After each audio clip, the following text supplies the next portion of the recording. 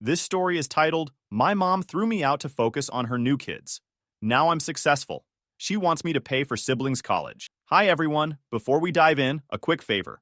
If you enjoy content like this, please hit the subscribe button. It's free, supports the channel, and makes sure you never miss out on amazing videos. Alright, let's get started. Hey guys, I've been sitting on this for a while, and I think it's time to finally put it out there. It's been eating at me, and honestly, I just need to get it off my chest. So, I'm going to start from the very beginning because context matters. I'm 33 now, working in upper management at a company I've been with since graduation. And while I've worked my ass off to get where I am, there's still a part of me that looks back and wonders what life could have been like if my mom had made better choices. She had me when she was 20. My biological dad wasn't in the picture. Honestly, I don't even know much about him. From what she told me later, she gave him the option to stick around, and he didn't hesitate to bolt. No child support, no fights, just gone. We lived in this tiny apartment above my grandparents' garage. It wasn't much, but it worked. My grandparents basically carried her through that time. They helped her with me while she finished school and got her degree in physical therapy. She juggled school, work, and raising me on her own. I'll give her credit. She didn't just sit around feeling sorry for herself being a single mom. She worked hard. Those early years weren't bad. Sure, money was tight, but I didn't notice. I spent a lot of time with my grandparents while she worked or studied. My grandpa loved having me around. Honestly, he probably did more for me than anyone else during those years. My mom would still make time for me when she could. She read to me before bed, took me to the park, stuff like that. Things changed when I was about 8. My mom met this guy named Leonard at her job. He seemed all right at first. Stable job, normal guy. I remember her saying how different he was from the guys she'd dated before. They dated for a while, and after a couple of years, they got married when I was around 11. Leonard wasn't a bad guy, but he wasn't warm either. He was polite. Almost distant. He wasn't mean to me or anything, but he didn't really try to connect either. He treated me like I was just there, you know? Like part of the furniture. At first, nothing really changed. I was still living with my mom and now Leonard. It was fine, not great, but fine.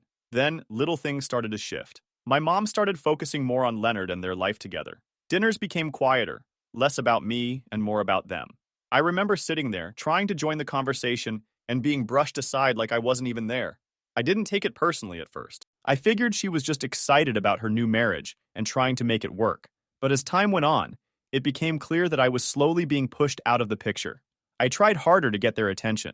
I worked my ass off in school, brought home good grades, helped around the house. Anything to show I was still worth noticing. Then, when I was about 12, my mom got pregnant. Twins. Everyone was thrilled. I was too, at least at first. I imagined being the cool older brother, helping out with the babies, teaching them things, and just being part of this new family. I even started babysitting for neighbors to practice for when the twins came. But as her pregnancy went on, my mom's attitude toward me shifted even more. It was like she didn't have time for me anymore. Everything was about the twins. I figured it was temporary, like once they were born, things would go back to normal. The twins came along, and it was like I vanished overnight. I mean, I get it. They're babies, and babies need constant care and attention. I wasn't expecting things to stay exactly the same, but this was on a whole different level. It wasn't just about her being busy or tired, which would have made sense. It felt like she stopped seeing me altogether. Family dinners? Those became a thing of the past. She used to be the one planning them, making an effort for us to have some time together, but now? Nothing. And it wasn't just about skipping dinners. The little things that used to make me feel connected to her disappeared too. Talking about our day, watching a show together, even sharing those random inside jokes we used to have. I think the worst part was how I kept trying. Even though it was clear I wasn't part of this new family dynamic, I still tried. I still worked hard in school, helped out, and tried to make myself useful. But no matter what I did, it didn't matter. I wasn't a priority anymore. By the time I was 16, everything came to a boiling point. My mom and Leonard called me into the living room one evening, saying they needed to have a serious conversation. I knew it wasn't going to be good. I could feel it in the air. They sat me down and started explaining how things were getting tight financially. With the twins, they said, their expenses had gone up, and they couldn't afford to support everyone in the house anymore. Leonard did most of the talking, laying out all the numbers like I was supposed to feel bad for them. My mom just sat there, looking at me, and then she said something I won't ever forget. They deserve more. Not, we'll figure it out. Not, we're in this together. Just a clear message that I was nothing to them. I didn't argue. What was the point? I went to my room, packed up what little I had, clothes, a few personal things, and walked out the door. I didn't even look back. I went straight to my grandparents' house. They didn't hesitate to take me in, but man, were they mad. My grandpa kept pacing, muttering under his breath about how he couldn't believe his daughter would do this, while my grandma just shook her head and hugged me tightly. They wanted to confront my mom, but at the same time, they didn't want to cut her off completely, mostly because of the twins. And I got it. The twins were innocent in all of this. They didn't ask to be born, and they certainly didn't ask to become the center of my mom's world at my expense. I couldn't blame them, even if I was angry at the situation. That day was a turning point for me. It was the day I realized I couldn't rely on my mom anymore. At 16, I wasn't just a teenager trying to figure out life. I was on my own. It was scary, yeah, but I didn't have a choice. From that moment on, I knew I had to take care of myself, because no one else was going to do it. Living with my grandparents was a relief, but it wasn't easy. They gave me a roof over my head and a place to stay, but they couldn't do much beyond that. They were retired, living on a fixed income, and just didn't have the resources to support me the way I needed. So I started working. My first job was at this local coffee shop. It wasn't glamorous, but it paid just enough for me to buy school supplies, clothes, and some of the stuff I needed to get through high school. Balancing work and school wasn't simple, though. I'd get home late, try to finish homework, and wake up early the next day to do it all over again. My grades slipped a bit, but I still managed to stay on track to graduate. What really stung was that my mom didn't check in. At all. It was like I'd ceased to exist for her. Every now and then, I'd hear about her and Leonard through family gossip. They were doing well, of course. The twins were thriving, and they were living their picture-perfect life in their nice house with their new cars. And honestly, I couldn't wrap my head around it. I don't know why two people working decent jobs couldn't afford having 3 kids. I wasn't some extravagant expense. I just needed the basics. Meanwhile, I was the one struggling. I was working weekends and late into school nights just to keep myself afloat. Juggling homework, shifts, and trying to have some semblance of a normal life was exhausting. It wasn't like I was asking for much from them. Just a little effort, a little care. But it felt like the second I walked out that door, they wiped their hands clean of me and went back to their perfect little bubble. I guess it wasn't really about the expenses. They just didn't want me anymore. Around my senior year, college acceptance letters started rolling in. I was excited but also terrified. I knew there was no way I could afford college on my own. I needed help. So, against my better judgment, I reached out to my mom. I remember sitting in my grandparents' kitchen late at night, holding my phone, trying to figure out how to word the text. My mind kept spinning with different ways to ask for help without sounding too desperate. I deleted and rewrote it at least 10 times before finally sending, "Hey, I've been accepted to a few colleges. I was wondering if you could help me with financial aid stuff or co-sign a loan." I hit send and immediately regretted it. Not because I thought it was wrong to ask, but because deep down, I already knew the answer. Still, a tiny, stupid part of me held on to hope. Maybe she'd remember I was her kid too. Her reply came hours later, and when it did, my stomach dropped. "We're saving for the twins' future. We can't help. Sorry." That was it.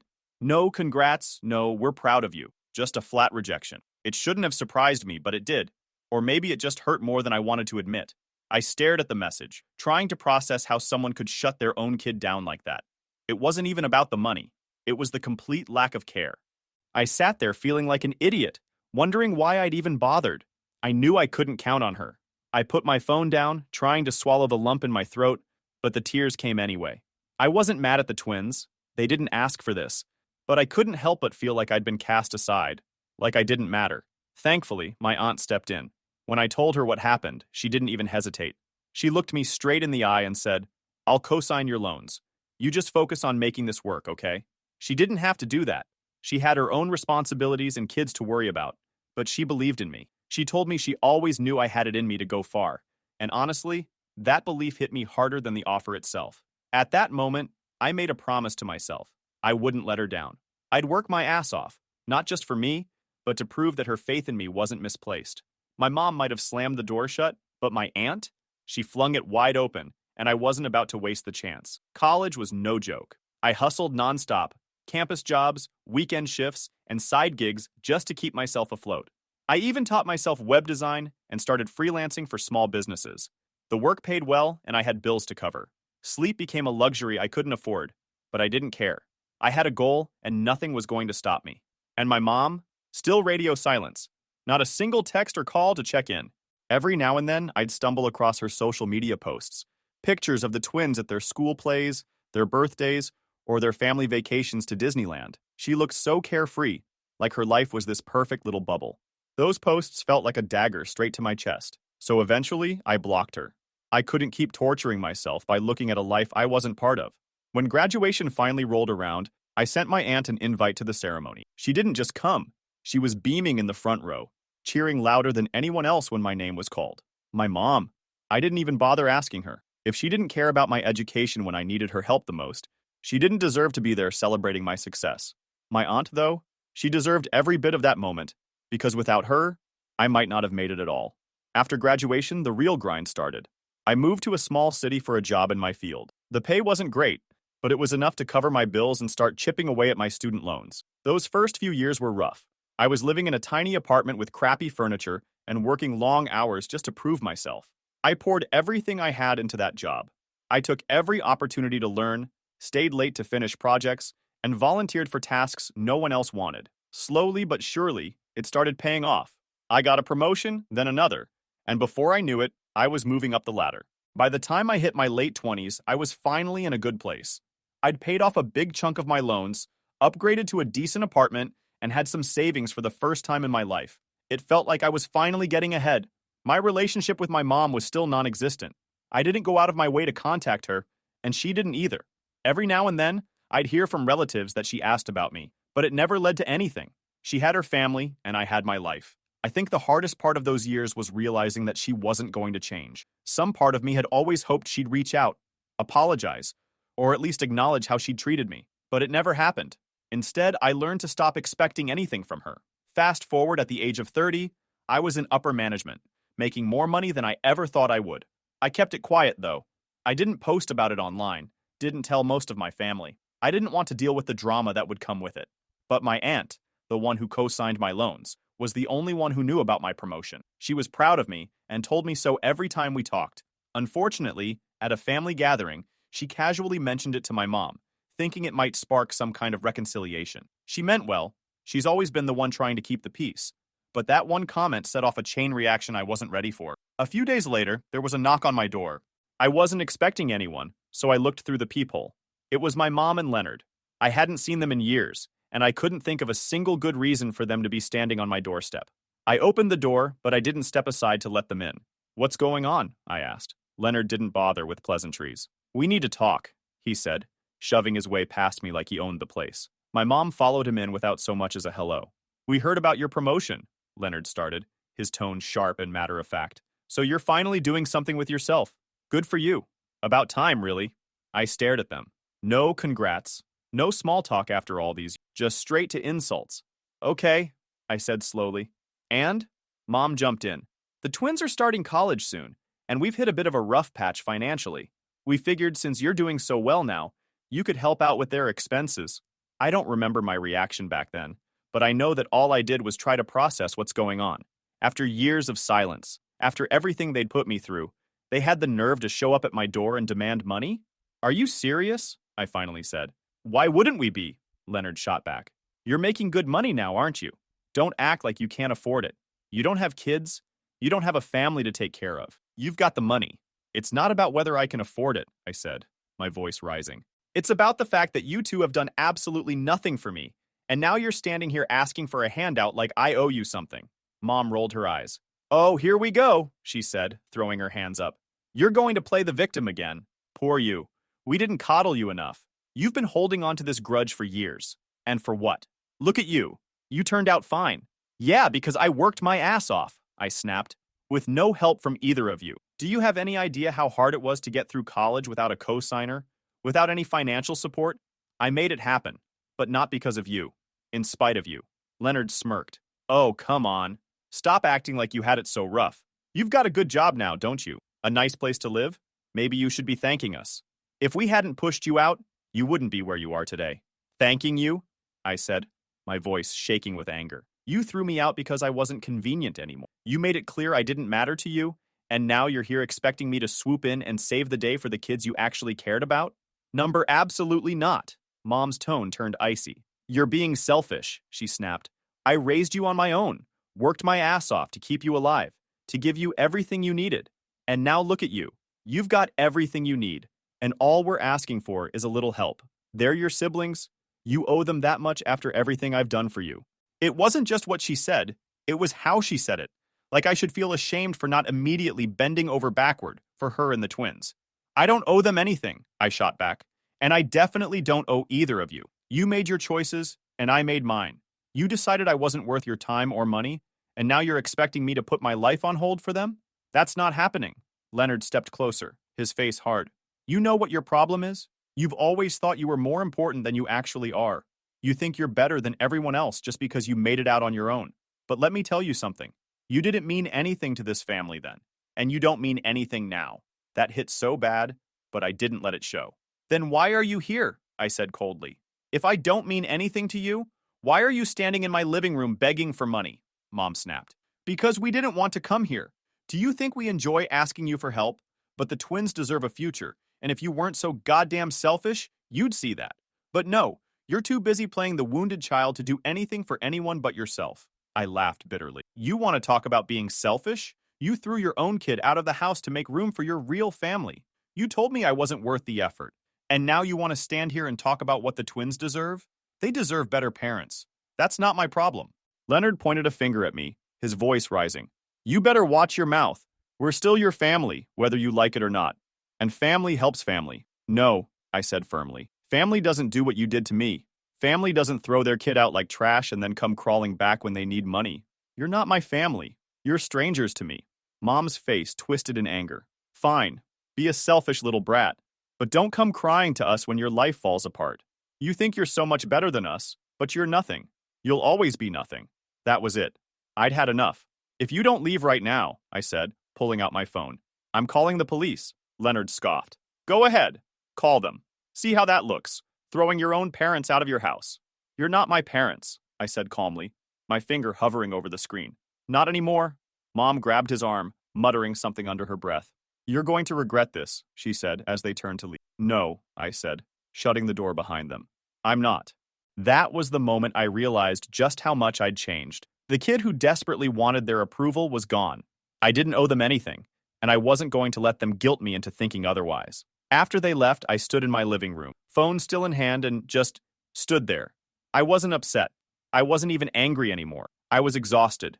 For years, I'd carried this hope, buried deep, that maybe one day they'd see me as their son, their family, as someone who mattered. But that hope, it was gone.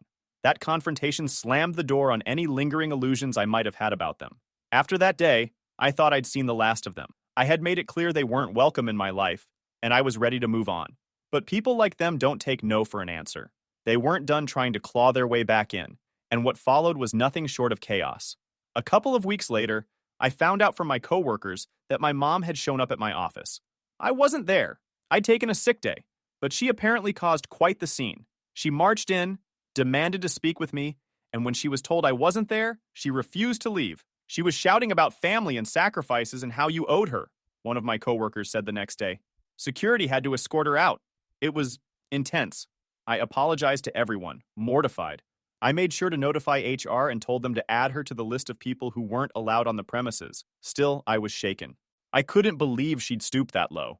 But the worst was yet to come. My mom didn't back off. One evening, about a week later, I got home from work and found her waiting for me outside my house. She was pacing up and down the driveway, clearly agitated. The moment I stepped out of my car, she stormed over, shouting. "You can't keep ignoring me!" she yelled. I took a deep breath, keeping my distance. "What are you doing here?" "We need to talk," she said, pointing her finger at me like I was a child. "You think you can just walk away from your family? From your responsibilities?" "What responsibilities?" I shot back. "You're the parent, not me. The twins are your kids. You're the one who's supposed to figure this out, not me." That set her off. She started screaming about how I was selfish and ungrateful, how I owed her for everything she'd done for me. "I sacrificed so much for you," she shouted. "And this is how you repay me? By turning your back on us?" "You didn't sacrifice anything for me," I said, trying to keep my voice steady. "Mom, go back to your home that you kicked your son out of and don't show up again." At that point, her voice went from loud to downright hysterical. She started yelling so loudly that the neighbors came out of their houses to see what was going on. "He's a brat!" she screamed, gesturing wildly at me. "He's always been a selfish little brat. He doesn't care about anyone but himself." A few neighbors tried to intervene, telling her to calm down, but she wasn't hearing it. Her voice grew louder, more frantic, until she lunged at me, screaming, "After everything I've done for you—" "Stay back," I warned, my phone in hand as I started dialing 911. I mean it, Mom. Don't you dare. Her face twisted in rage, and she made a wild grab for my phone. Don't you dare call the police on your own mother. I raised you. I sacrificed everything for you. You abandoned me, I shouted back, holding my phone out of her reach, trying to keep her at bay. You threw me away like I was nothing.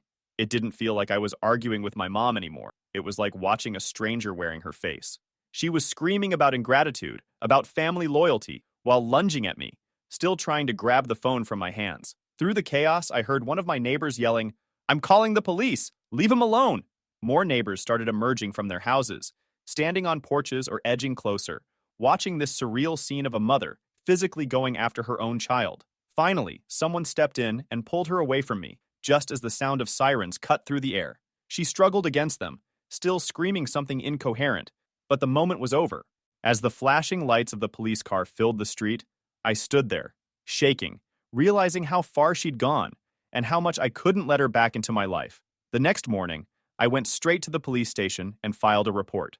I explained everything: the workplace incident, her showing up at my house, the screaming match in front of my neighbors. The officer I spoke to was sympathetic and helped me start the process of getting a restraining order. When I told my grandparents what had happened, they were furious. "She's lost her mind," my grandpa said, shaking his head. "I don't know what's wrong with her, but you don't deserve this.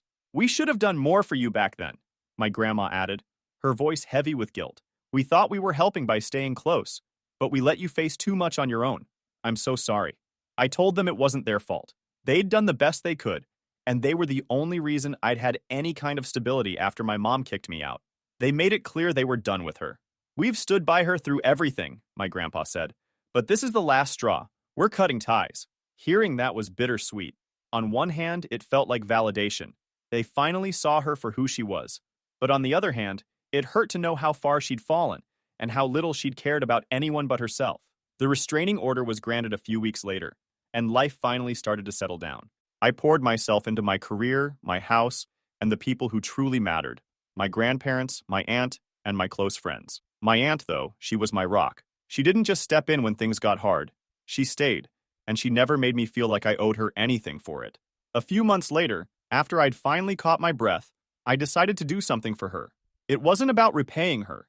It was about showing her how much she meant to me. I didn't just hand her money. I planned it out. I made sure it was enough to cover a weekend getaway for her and her family, something she'd always dreamed about but never prioritized, because she was always putting others first. When I gave her the envelope, she looked confused at first, then opened it and gasped. "What is this?" she asked, her voice shaky. "It's for you," I said simply. "You've always been there for me. You didn't have to, but you did. You deserve something good, something just for you." Her eyes welled up, and she shook her head. "You didn't have to do this. I didn't help you because I wanted anything in return." "I know," I said, my voice thick with emotion. "That's why you deserve it even more." She hugged me tight, and for the first time in years, I felt the kind of love and support I'd spent my whole life chasing. She didn't just see me, she valued me. Meanwhile, every now and then, I'd hear bits and pieces about my mom and Leonard. Their financial situation was crumbling, and the twins were barely making it through college. I didn't feel guilty. I didn't feel anything. They had made their choices, and I had made mine. For years, I had carried the weight of wanting their approval, of hoping they'd finally see me as someone who mattered. But now, I understood they never would, and that was okay. I didn't need their validation. I saw my own worth now, and I'd surrounded myself with people who did too. I've built a life I'm proud of, filled with people who genuinely care about me. And most importantly, I've learned that family isn't defined by blood. It's defined by the ones who show up, who stand by you, and who love you for who you are, not for what they can take from you. As for my mom, I hope she finds whatever it is she's looking for. But I'm done being her solution. I'm done being her sacrifice. My life is my own now, and I'm not looking back. If anything new pops up, I'll post an update for you guys. Final update. Hey everyone, I didn't think I'd be writing an update, but something unexpected happened, and I feel like it's worth sharing. After everything that went down with my mom and Leonard, the restraining order, the ambush outside my house, and her meltdown, I thought I was done with that part of my life. I'd closed the door and moved on. But then, one of the twins reached out. It started with a text from an unknown number. "Hey, it's Max. Can we talk? I'd like to get to know you. You're my brother, and I don't know you at all." I sat there staring at the message for a long time. Max and I barely knew each other after I left home all those years ago. The twins were little kids at the time, And after everything my mom and Leonard put me through, I had no connection with them. Part of me wondered if this was some new ploy by my mom, but the way Max worded his message felt different. After a while, I replied, "What's this about?" A few minutes later, he called. I hesitated before picking up. "Hey," he said, his voice a little nervous. "I know this is random, but I wanted to reach out. I've been thinking about you a lot lately, and I feel like I missed out on something important. You're my brother, and I don't know anything about you. I hate that." I didn't say much, so he kept going. "I know what mom and dad did to you," he said. "I didn't understand it when I was a kid, but I do now. I don't think it was right. Honestly, I think it was horrible, and I don't blame you for walking away. But I hate that their choices kept us from having a relationship. That's on them, not you." His words caught me off guard. I didn't expect him to be so honest about the situation. "Max, none of this was your fault," I said, trying to keep my voice steady. "You didn't make the choices they made." "I know," he said, "but it doesn't make it any easier. I feel like I've missed out on having an older brother, and now that I'm old enough to understand everything, I want to at least try to fix that. I know I can't undo what they did, but I'd like to get to know you if you're open to it." I leaned back in my chair, unsure of what to say. For years, I'd carried the weight of feeling like I didn't matter to my family. But here was Max, reaching out, acknowledging what happened, and asking for a chance to build something different. "Why now?" I asked. "Why reach out after all this time?" "Honestly," he said, "because I don't want us to be strangers forever. I'm not asking you to forgive mom or dad, and I'm not trying to make excuses for them. I want to know you. That's it." His tone was so genuine, it was hard not to feel a little moved. "I've spent a long time trying to move on from all of this," I said finally. "It's not easy for me to open that door again." "I get that," he said, "and I'm not asking for anything big. I just want a chance to talk to you, maybe see if we can have some kind of relationship. You're my brother, and I'd like to know who you are." I sat there for a moment, weighing my options. The twins weren't responsible for what happened. They didn't make the decisions that tore our family apart.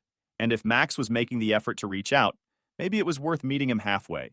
Even though part of me kept telling me that maybe his only intention is take advantage of me, I decided to give him a chance anyway since I don't really know the twin yet. "All right," I said. "We can start with a conversation." His relief was obvious. "Thank you," he said quickly. "That's all I'm asking. I just want to start somewhere." We ended the call shortly after, and I spent the rest of the evening thinking about it. Max reaching out wasn't something I ever expected, and it left me with a mix of emotions I couldn't fully process. The truth is, I'd spent so long seeing the twins as part of the family that had cast me aside. But Max made me realize they were as much victims of my mom and Leonard's selfishness as I was. They didn't choose this any more than I did. I'm not sure where this will go. I'm still cautious. I've built a life for myself that I'm proud of, and I'm not eager to reopen old wounds. But at the same time, Max's effort feels genuine. He didn't try to guilt me or make excuses for his parents.